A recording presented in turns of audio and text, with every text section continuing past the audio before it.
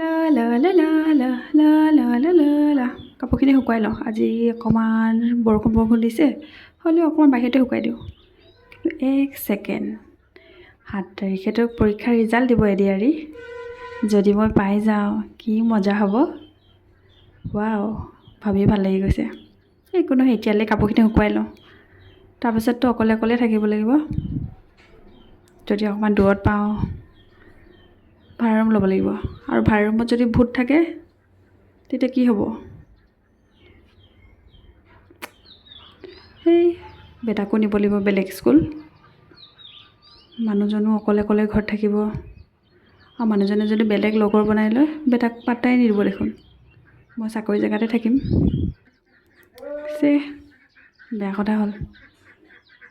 যদি চাকৰিটো পাই যাওঁ, 30,000 টকাহে দৰমহা পাম।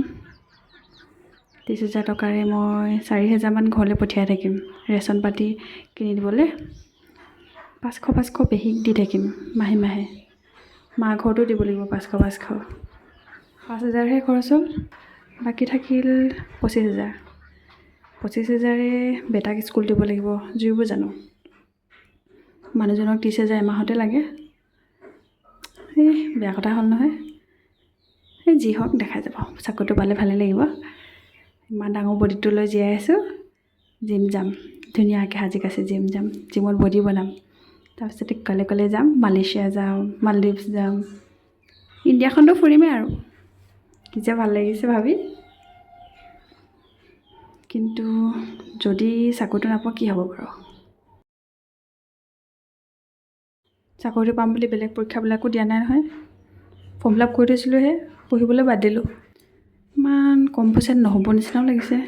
কি কৰিম বাৰু? এইবিলাক বাদ দিওঁ, নাপালে নাই আৰু। অহা বছৰ APSCকে দিম, নহ'লে ডাঙৰ চাকৰিটোকে হাত দিম আৰু। যি দেখিছোঁ পইচাটো নুজুৰিব নহয়।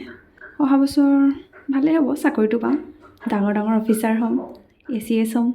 মোক চবেই নিউজ চেনেল আহিব, গামোচা পিন্ধাব। মোক যেতিয়া সফলতা আৰু কাহিনী সুধিব, তেতিয়া মই নিজকে ক'ম মই নিজে কষ্ট কৰিছিলোঁ বুলি। এবাৰ এডিআৰই ফেইল কৰিলেও একো কথা নাই, ভগৱানে যি কৰে ভালৰ কাৰণে কৰে।